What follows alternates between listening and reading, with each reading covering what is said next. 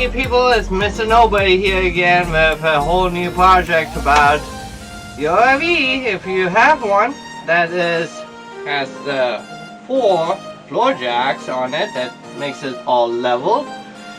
When you're parking it or you're storing it somewhere, yeah, these floor jacks, they're mounted on the frame of the RV. You got 4 in the, well, you got 2 in the back, you got 2 in the front, and that makes it all level.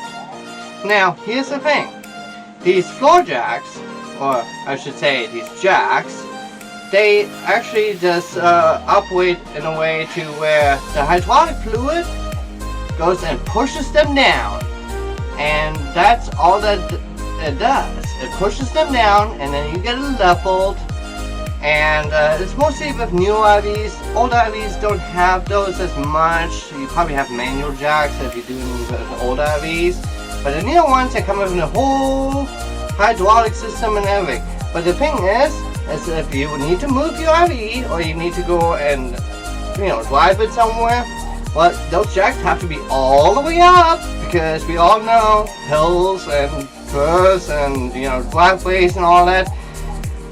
If the jack is down and not pulled up all the way, you're gonna scrape it and you're gonna leave a mark in the road, and you don't want that.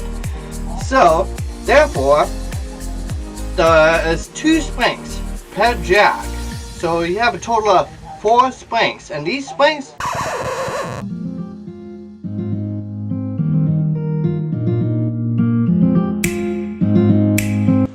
basically to retract. Pull them back up.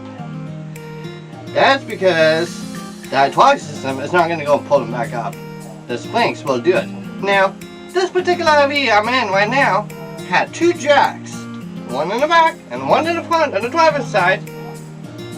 One spring, actually one of them had 2 springs that snapped. Now I'll show you what that's like. So, these are the 2 springs of the 1 jack, right? This one in particular only had 1 spring snap. If you see how that is supposed to be like, it snapped. Yeah, well, guess what? That makes it so the jack doesn't come up all the way. And this one here, as it curves, well, they shouldn't be doing that. No spring should be curving like this. This one was about to snap. You know, age, weather conditions, and, well, yeah, age and rust. It will just go and snap, like this one did here. The other side is like this. Basically, all they're doing is just hold onto the plate and to the frame on top. And if they don't work right, well, you got a problem. Yeah. These are 2 new ones for 1 jack. Now, these are still power coded, and first thing you gotta do with them is just that you gotta do this. Get them to loosen up, because all this power coating is gonna make them stick together.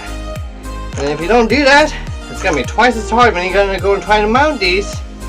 Now, unfortunately, I don't have a video because, like, being under there and trying to mount these, I didn't have room for the cameras or anything, so I'm trying to explain this as best I can. The thing is, it's like, once you remove the springs, or the springs already have snapped, well, you can put on 1 spring, no problem, right? Because the plate underneath will angle. But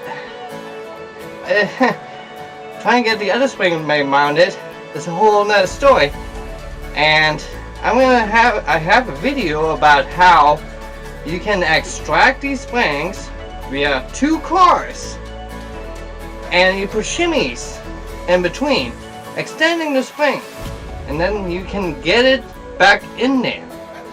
And it took me a while to figure it out, but once I did that, it was just like easy hook, snap, cool, ready, set, and go. And the number 1 thing too is if you're doing this and you have a jack that doesn't retrieve back, the number 1 thing I can tell you having an actual floor jack for a car or whatever you're using to jack up a car will benefit you, because you cannot push those jacks in by yourself, and they have to be pressed in all the way for you to be able to do that. Like I said, you can mount one, no problem. The other one is going to give you problems because it's not going to give you enough room and space unless you have these extended.